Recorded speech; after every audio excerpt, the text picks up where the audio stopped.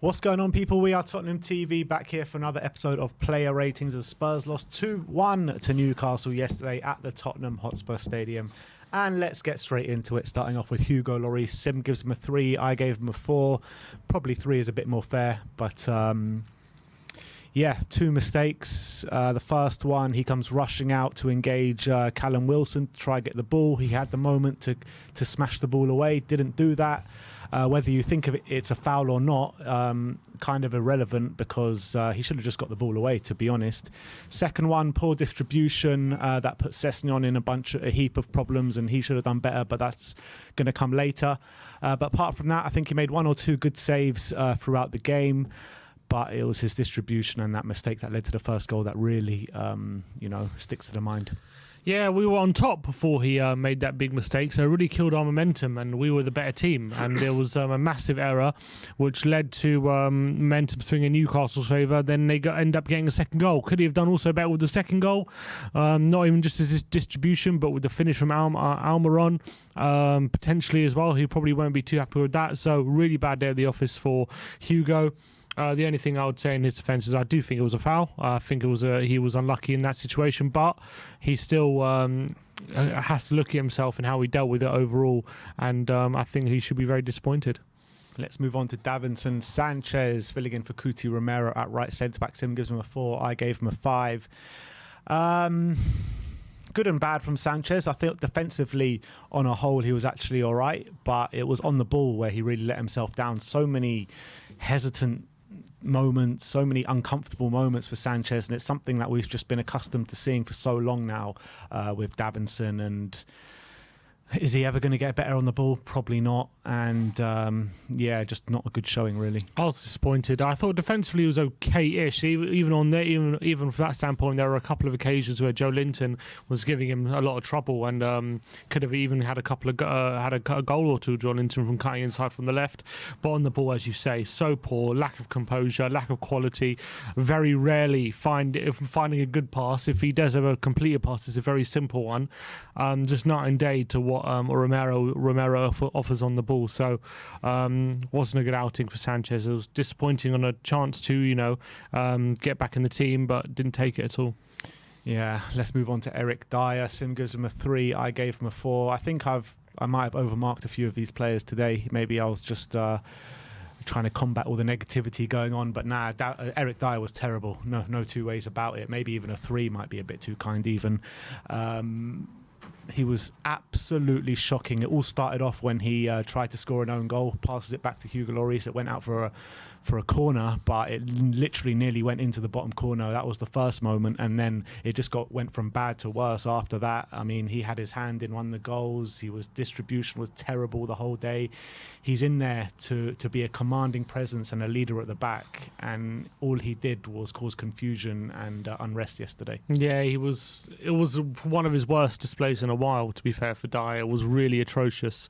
He was just all over the shop. Even defensively, I thought Wilson on a few occasions was getting the run on him, and he was struggling to deal with him. Dier, who's someone usually when you're looking at long ball accuracy, he's usually quite high in the 80 percentile, 80% or 90%. This game he completed 7 out of 19 long passes. That is completely way off the mark for someone like Eric Dier, who prides himself on his long range passing. And when it comes to the first goal as well, I think he could have prevented it if he didn't spend so much time just complaining at the referee instead of actually running onto the line. If you watch it back, Lloris goes down, and yeah, fair, you can say it's a foul, but he full on stops and just shouts at the referee for a foul instead of running back on your line. And then he decides to run back on his line. He's too late. The ball's already over his head, and it's a goal. So I think Dier switched off at that moment. He's got to realise the danger that if it's not given a foul, you've got to make sure you get back on the line. He was too busy. Whistle, you know what I mean? Yeah, he was too busy. He's done it before as well. When was it? I know it was a while ago, but if you remember at Anfield, what was it, 2 years ago when Firmino scored a last-minute corner, like he gets brought down and he spends so much time remonstrating. They go and score the corner. So he's not a first time Dier's done that. So really disappointing day. I'm really disappointed in him.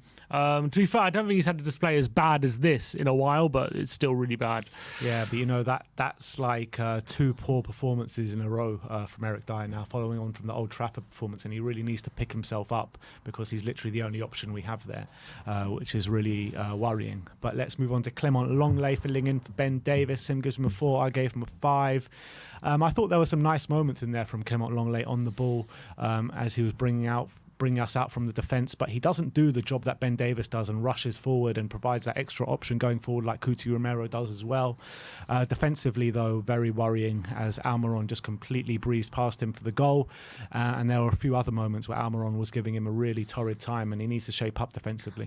Yeah, he got completely done by Almiron. I do feel like sometimes when he's in those wide areas defensively, when he's isolated like that, he can struggle a bit because he's not really a fullback. He is a centre-back by trade, so in the wide areas he's not the best.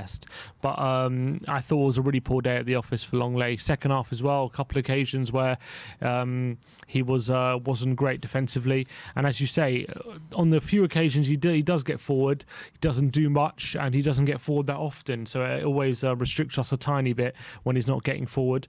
But his passing is still pretty good. So that's a 1 mark for him, but wasn't a good display at all by Lenglet. Yeah, absolutely. Let's move on to the right wing back in Emerson Royal. 6s all round from us. Everyone was worried about Emerson Royal coming into the team this weekend. And he wasn't our biggest issue, let's just put it that way. But I thought Emerson had a fairly good game, defensively sound. I thought he dealt with most things that came his way, was getting up and down the pitch with his physicality pretty well. It was just in the final third again where he came unstuck. There were a few times actually where he did get good balls in the box, but there was no one there. He was crossing into no one. But for the most part, he needs to be doing a lot better with his deliveries. Yeah, again, by Emerson standards, wasn't bad. I thought actually a few times where he was asked to get past a player, his dribbling was better and he was actually taking people on, but again, lack of quality in the final third wasn't great. I thought actually in the build-up phases he was okay, finding some nice passes, but when it really mattered, there wasn't the quality. Defensively, wasn't caught out too many times. I thought actually he moved to right centre-back for the last bit of the game, and I thought he was terrible in that position, to be honest. He was asked to play too many passes, and he was a bit sloppy. So I don't really want to see him there again. But a right wing-back, he was just about bearable. Let's move on to Yves Bissouma. 6s all round from us. Played that deep lying role that he's been playing so far for us, and I thought it was a step in the right direction. You saw flashes of how he can take it past players, how he can bring the ball forward, how he can pass forward quite well. But I thought for the most part, apart from the flashes, it was still a bit too reserved for me and too many sideways and backwards passes. Yeah, I thought he was, especially second half, actually playing it forward a lot more and playing a few more dangerous passes than he was earlier in the game. And he was starting to dribble and be a bit more press resistant, which I was happy with. Just didn't maybe do it enough and with enough frequency, but definitely flashes. And I thought defensively he was okay. Just want to see him more involved in the game. I want to see him start to dominate like he did at Brighton. It hasn't quite got to that level yet, but I think it's getting there. Yeah, let's move on to Rodrigo Bentancur. Sim gives him a 7. I gave him an 8. For me, he was our best player on the pitch yesterday, and he set the tone in the first 5 minutes. An absolutely energetic display, going into every challenge with full pelt. I thought he had some really good energy about him yesterday, and he was literally lung busting up and down the pitch all day long. He was trying to do a really solid job for the team, and he worked his literal arse off without too much quality going forward. But I thought for a defensive display and keeping things ticking in the middle of the park, he did a really good job. I was really happy with Bentancur yesterday. I thought his dribbling was really strong. I think he had the most dribbles on the pitch. I thought his passing was a lot crisper and a lot sharper than a lot of the other players. There was even one moment where he played a really great long through ball into Emerson, but Emerson wasn't able to take advantage of it. I thought he was head and shoulders above most of the players on the pitch. Even a lot of Newcastle players, he was a lot better than them as well. I thought he had a brilliant performance, a good performance, I would say. And it was a shame that it wasn't quite matched by the rest of the team, and meant very little in the end. But I thought he played really well. Yeah, and the way he takes it past players sometimes is so silky, so nice to watch. I just wish he did it on a more consistent basis, but he was definitely on show yesterday. But let's move on to one of his partners in Ollie Skipp. Sim gives him a 6, I gave him a 7. And I was really happy with Ollie Skipp yesterday. I thought, especially in the first half, in the early stages of the game. He was getting forward, contributing to the attack, doing those nice little 1-2s where he would like pass it to Bentancur and dart down the pitch and provide an extra option up there. We were looking in the match preview, and his position, his average position was really high up on the pitch, which was good to see. I would like to see him have a bit more composure and quality in the final third, but for a first start in so many months, you got to be happy with that. Yeah, I thought he was decent. I thought he was the only centre mid who was actually making those runs into those positions to hurt the opposition, and I think maybe that was by design, because we know Skipp's done that before. So I was happy with that. Need a bit more quality in the final third, and I also thought his combativeness. Look, we know Skipp's a combative player, but I didn't think he got near enough to the Newcastle players yesterday when it came to making defensive contributions. So obviously that'll come with sharpness. We know how good he is at tackling and stuff like that. But first start since January for Skippy, so I'm not going to criticise him too much. I thought it was a decent display. Let's move on to Ryan Sessegnon. 4s all round from us. Got completely done for their first goal by Almiron. Second goal, sorry, by Almiron, as he just completely, went past him like he's not even there. I mean, Sessegnon, I don't know what he's doing. Just get the ball away or distribute it. You know what I mean? I don't know what he's doing. And I thought we were struggling down that side with Almiron. He was really giving them a torrid time. Up the other end of the pitch, he contributed absolutely nothing, to be honest. I mean, it's a step backwards after those really two encouraging displays before he came out the side, and unfortunately this was a step backwards, and he's got to be doing a lot better, especially going forward. Yeah, and there's a reason why he was taken off on the hour mark, because he just wasn't doing enough, and especially when Newcastle were in the lead and we asked him to provide width and provide a bit of quality to get us back in the game. He just wasn't able to do it. First half, even in our good period where we were on top, he was finding lots of spaces down the left hand side, but very little quality on the end to show for it. And if you're doing that and then you're also getting roasted on the other end by Almiron, it's a recipe for disaster, and it concludes in a poor performance for Sessegnon. Yeah, unfortunately. So let's move on to the striking line. Heung-Min Son, 6s all round from us, and started the game unbelievably well. In the first 10 minutes he had about 4 shots on goal, albeit one of them he really should have buried, where he tried to dink it over Pope, but I think he kind of like mishit it or mix-screwed it or something. But he showed some really good energy in the opening half an hour, and he was that driving force for us going forward, trying to force the issue. After that, he did become a bit anonymous, especially in that second half where Harry Kane was doing a lot, trying to, doing everything to will our team and going forward, and I felt Sonny just vanished out of the game in that second half. Yeah, it was disappointing. I think especially once the Newcastle defence just got a bit more congested, it was very difficult for Sonny to get in the game. He had those, as you say, those shots right at the beginning of the game. I think 3 of them were outside the box, which one of them was really close, just off the top of the crossbar, I think, or just shaved the bar.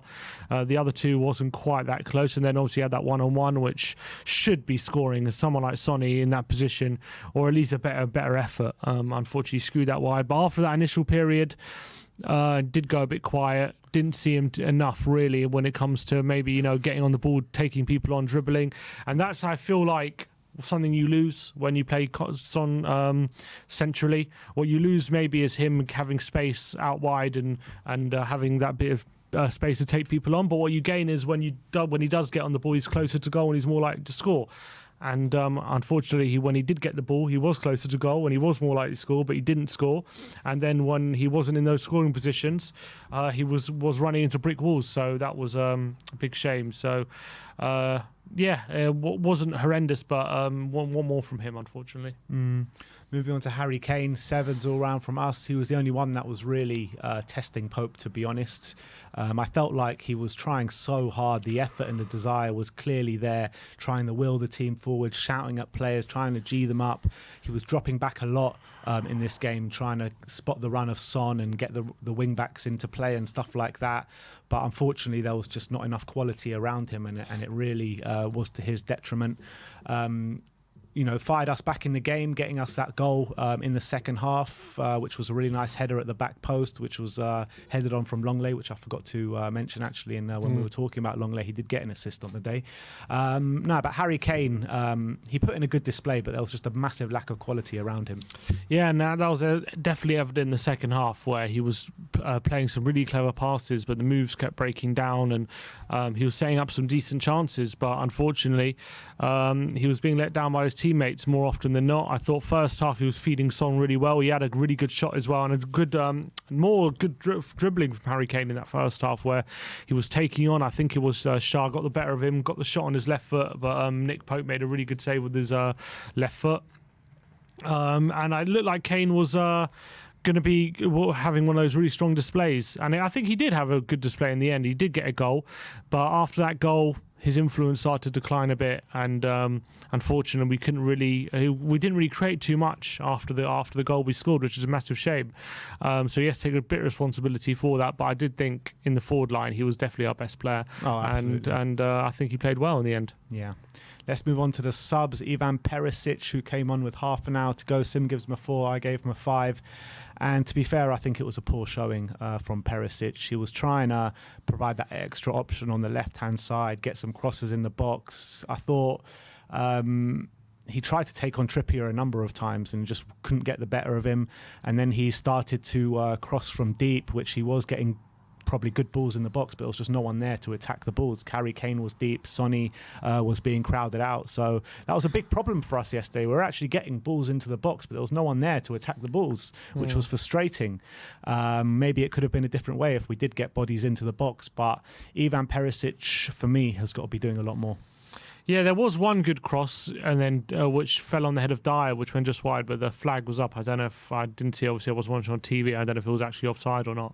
But it was a really good chance for Dier, which he headed just wide from Perisic's cross. Other than that, he didn't really have too many other. Didn't have too many other displays of his crossing ability. Trippier dealt really, really well with him, and to be fair, Trippier was fantastic throughout the game, so you've got to give him credit with that.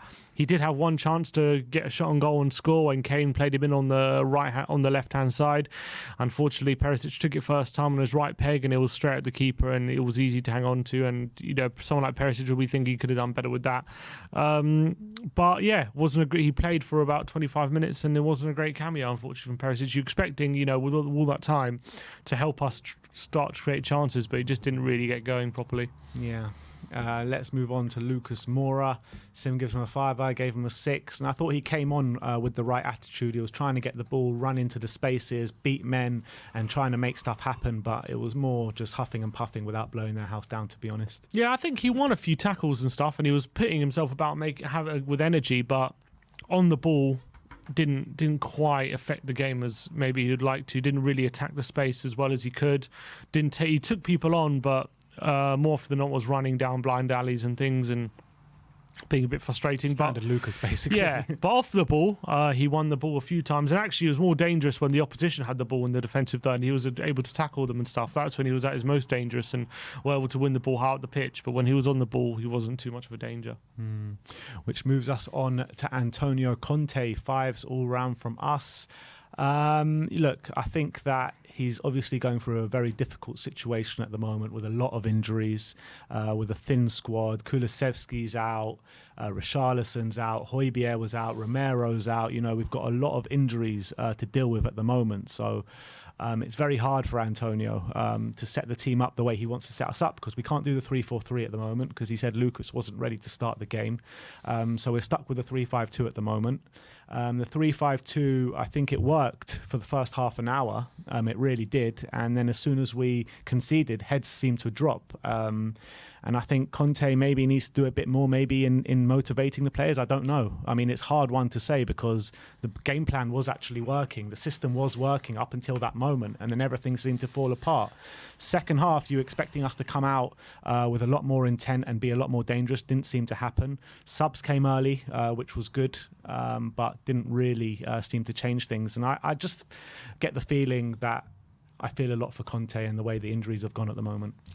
Yeah, I definitely have sympathy for him because he can't legislate for for the Lloris incident and all the foul or whatever what should have happened, and he can't. And obviously the second goal comes straight after that, and up until that point we were far the better team, and we were definitely more likely to get the first goal. And who knows what would have happened if either the foul gets given or Lloris just clears it or whatever.